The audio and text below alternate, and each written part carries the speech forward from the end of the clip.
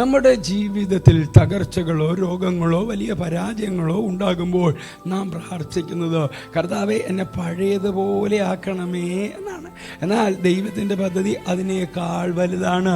കർത്താവ് നമ്മെ പഴയതുപോലെ ആക്കുക മാത്രമല്ല ചെയ്യുന്നത്, മറിച്ച് ആ തകർച്ചകളിൽ നിന്ന് മുൻപത്തേക്കാൾ കരുത്തുള്ള ഒരു പുതിയ വ്യക്തിയായി നമ്മെ പണിതുയർത്തുകയാണ് ചെയ്യുന്നത്.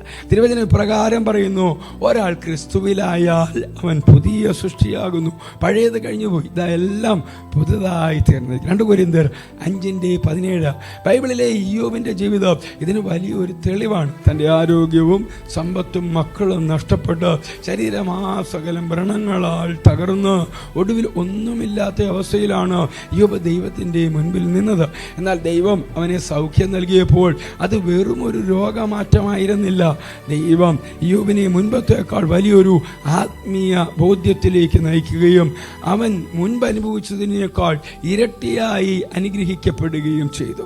തകർച്ചയിൽ നിന്ന് എഴുന്നേറ്റ ഇയ്യോബ് മുൻപത്തേക്കാൾ ശക്തനായിരുന്നു. ദൈവം നിങ്ങളുടെ മുറിവുകളെ വെറുതെ വെച്ച് കെട്ടുകയല്ല ചെയ്യുന്നത്, മറിച്ച് ആ മുറിവുകളിലൂടെ തൻ്റെ വലിയ മഹിമ വെളിപ്പെടുത്തുകയാണ് ചെയ്യുന്നത്.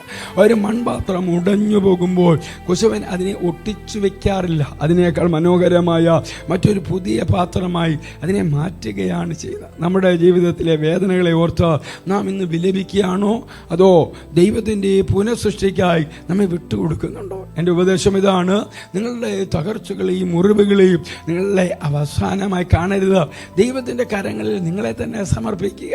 കർത്താവ് നിങ്ങളെ തൊടുമ്പോൾ നിങ്ങൾ വേദനകൾ മാറുന്നത് മാത്രമല്ല, ലോകത്തിന് മുൻപിൽ തല ഉയർത്തി നിൽക്കാൻ തക്കവണ്ണം നിങ്ങൾ മുൻപത്തേക്കാൾ ശക്തരായി മാറും. പ്രതിസന്ധികളെ അതിജീവിച്ച് വലിയൊരു ദൈവിക സാക്ഷ്യമായി കർത്താവ് നിങ്ങളെ മാറ്റും. ക്രിസ്തുയേശുവിലൂടെ നിത്യതയ്ക്ക് ഉതകുന്ന ഒരു നല്ല ദിവസം ആശംസിക്കും.